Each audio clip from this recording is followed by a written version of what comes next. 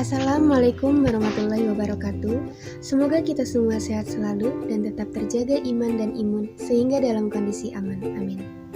Sebelumnya, perkenalkan anggota kami yang pertama, saya sendiri, Zulaika Raplesi dengan NIM 2010 11342, Gugun Sudarman dengan NIM 2010 11312, Nur Holipah dengan NIM 2010 11346, Sopan Nur Laila dengan NIM 20 10 11 391. Kami akan mempresentasikan yang berjudul Resiko dan Tingkat Pengembalian. Pengertian resiko secara umum. Risiko adalah suatu keadaan yang tidak pasti dan terdapat unsur bahaya, akibat atau konsekuensi yang bisa terjadi akibat proses yang sedang berlangsung maupun kejadian yang akan datang. Pengertian risiko menurut para ahli. Menurut Griffin, pengertian risiko adalah ketidakpastian tentang peristiwa masa depan atas hasil yang diinginkan atau tidak diinginkan. Sedangkan jenis-jenis risiko secara umum. Risiko murni.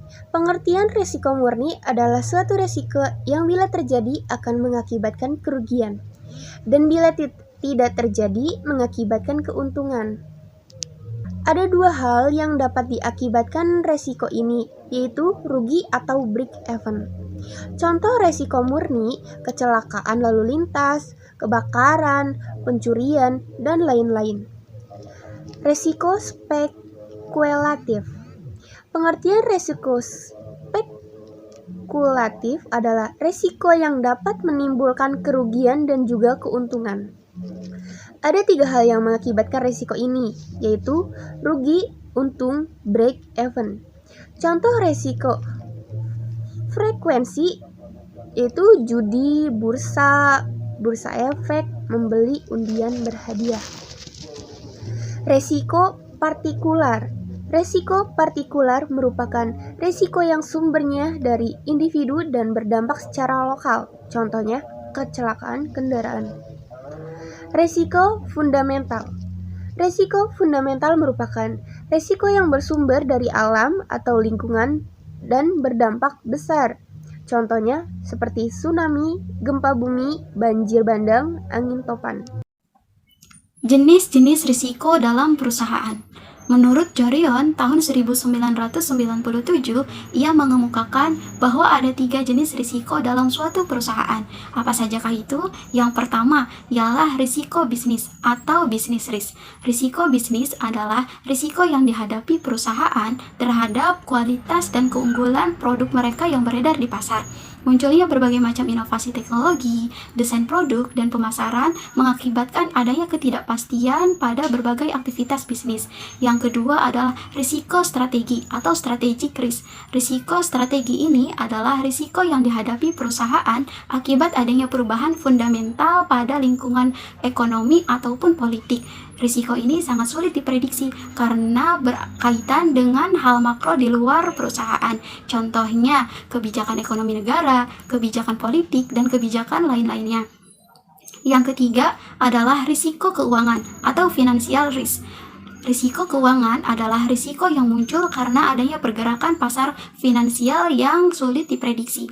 Risiko ini berhubungan dengan kerugian yang mungkin dialami pasar finansial, misalnya kerugian default dalam obligasi finansial, dan kerugian akibat pergerakan tingkat suku bunga.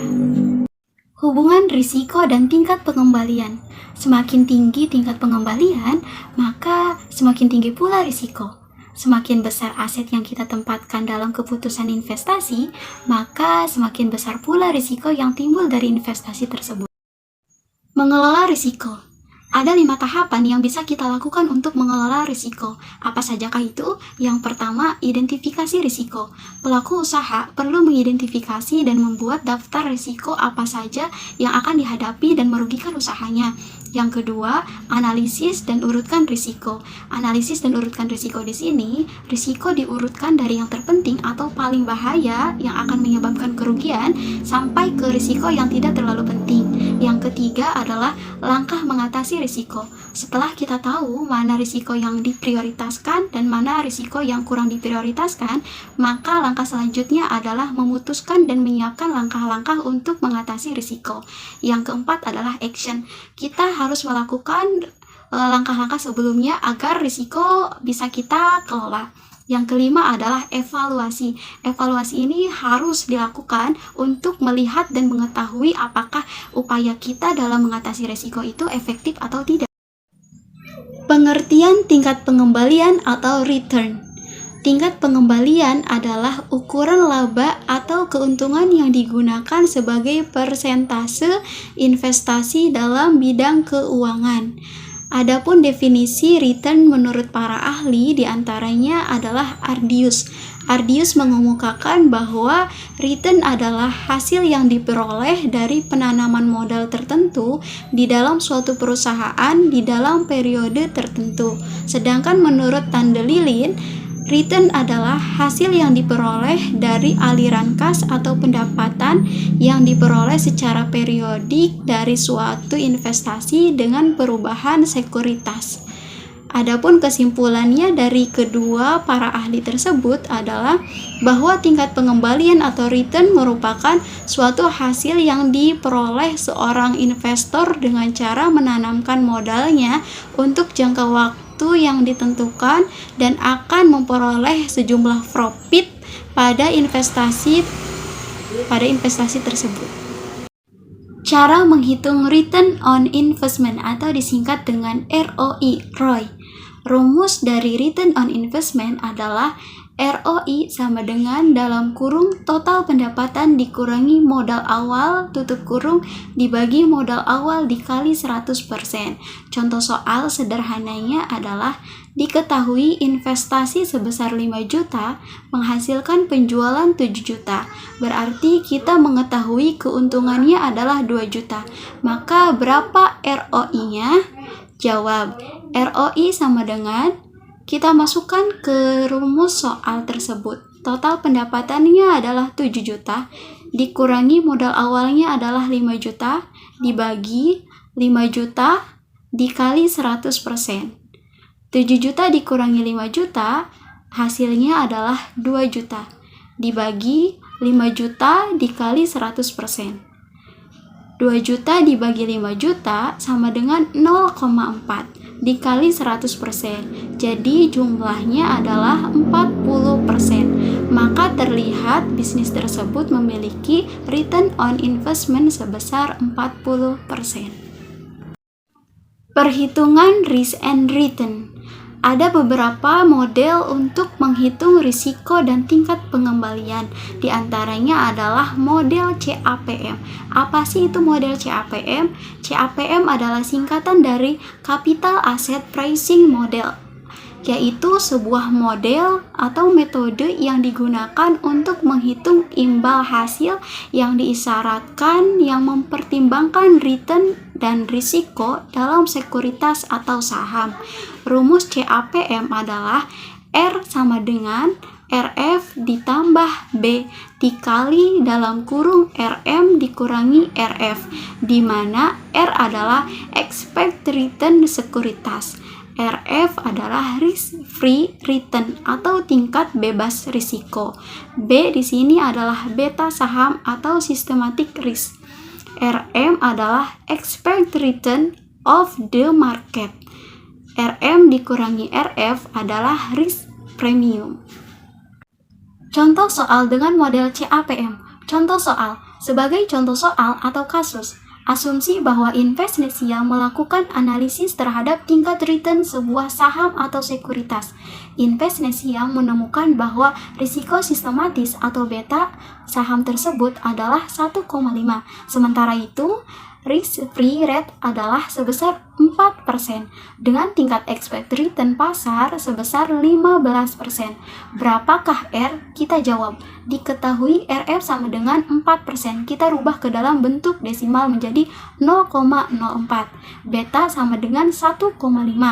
RM sama dengan 15%, kita rubah ke dalam bentuk desimal lagi menjadi 0,15. Kita masukkan ke rumus model CAPM dengan R sama dengan RF ditambah beta dikali dalam kurung RM dikurangi RF tutup kurung sama dengan 0,04 ditambah 1,5 dikali 0,15 dikurangi 0,04 sama dengan 0,04 ditambah 1,5 dikali hasil pengurangan dari 0,15 dikurangi 0,04 adalah 0,11. Jadi sama dengan 0,04 ditambah, kita kalikan dulu 1,5 dikalikan dengan 0,11 menjadi 0,165.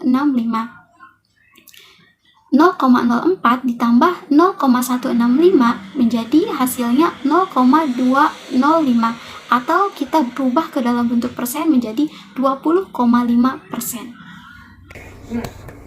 Untuk selanjutnya yaitu perhitungan risk dan return. Nah, yaitu model APT merupakan return harapan dari suatu sekuritas ditentukan oleh multifaktor dan indikator sumber risiko lainnya. Asumsi yang dipakai dalam APT yang pertama itu ada investor mempunyai kepercayaan yang dipakai dalam APT, dan yang kedua yaitu investor adalah risk average yang berusaha untuk memaksimalkan utilitas, yang ketiga itu pasar dalam kondisi sempurna, dan yang keempat yaitu return diperoleh dengan menggunakan model faktorial. Nah, selanjutnya itu contoh soal dari soal dengan model APT bisa dilihat. Contoh soal untuk memberikan ilustrasi penerapan konsep APT. Nah, selanjutnya yaitu slide terakhir, perbedaan model CAPM dan APT. Perbedaan antara model CAPM dan APT terletak pada perlakuan APT terhadap hubungan antar tingkah keuntungan sekuritas. Nah, kalau APT mengasumsikan bahwa tingkat keuntungan tersebut dapat dipengaruhi berbagai faktor dalam perekonomian dan industri tentunya. Baik dari CAPM maupun APT berpendapat bahwa ada hubungan yang positif antara tingkat keuntungan yang diharapkan dengan risiko. Mungkin itu saja penjelasan dari model APT dan CAPM.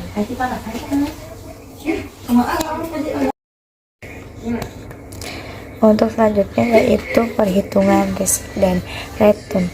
Nah,